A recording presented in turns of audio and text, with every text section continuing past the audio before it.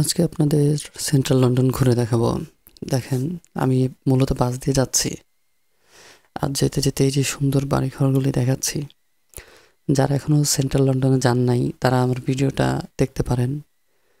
আর যারা গেছেন তারাও দেখতে পারেন। কোথায় কোথায় গেছেন কমেন্ট করে জানালেন।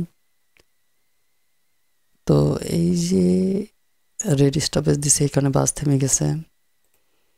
এইখানে আসলে সেন্ট্রাল লন্ডনে আমি এই যে এরকম মূর্তি টূর্তি ছাড়া বেশি আর কিছু দেখি না। সব জায়গায় শুধু ওদের বিভিন্ন স্মৃতির মূর্তি, ওই যোদ্ধা ছিল, রাজা ছিল, কবি, এরকম ঐতিহাসিক মূর্তিগুলি দেওয়া। আর এই দালান কোঠা, বড় বড় অট্টালিকা। আপনারা যদি এগুলো পছন্দ করেন সো সেন্ট্রাল লন্ডন আসতে পারেন, ঘুরে যেতে পারেন। আদারওয়াইজ প্রকৃতিপ্রেমী হলে সেন্ট্রাল লন্ডন তেমন একটা ভালো লাগবে বলে মনে হয় না।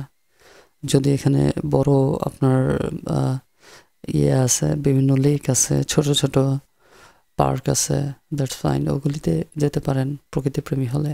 বাট বেশিরভাগই বিল্ডিং টিল্ডিংই পাবেন সৌন্দর্যের জন্য, লাইটিং করা, জাঁকজমক করা, সন্ধ্যা থেকে অনেক জাঁকজমক করে রাখে।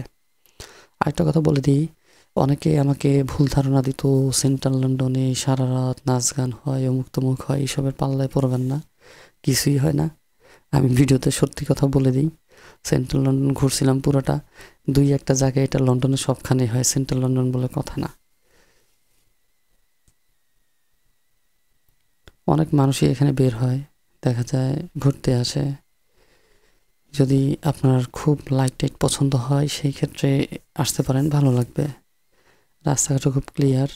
বাট এখানে মানুষ রুলস তেমন একটা মানে না, মানে পথচারী যে পারাপার হবে রেড সিগন্যাল পথচারীর জন্য, তারপরও পার হয়ে যায়।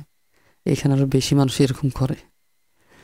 আমার ঘুরে খুব ভালো লাগছে, আপনার সেন্ট্রাল লন্ডন খারাপ লাগেনি, খুবই ভালো লাগছে। আপনারা আসতে পারেন, ভালো লাগবে। এখানে ঐতিহাসিক অনেক কিছু আছে, বড় কথা হচ্ছে এটা আপনাদের আসলে ভালো লাগবে। কিন্তু দালান কোঠাগুলি আমরা কেমন যেন লাগে, একই রকম।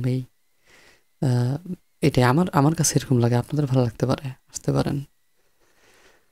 আর অনেক ঐতিহাসিক প্লেসগুলো ভিজিট করবেন, তখন গিয়ে আপনাদের ভালো লাগবে অবশ্যই।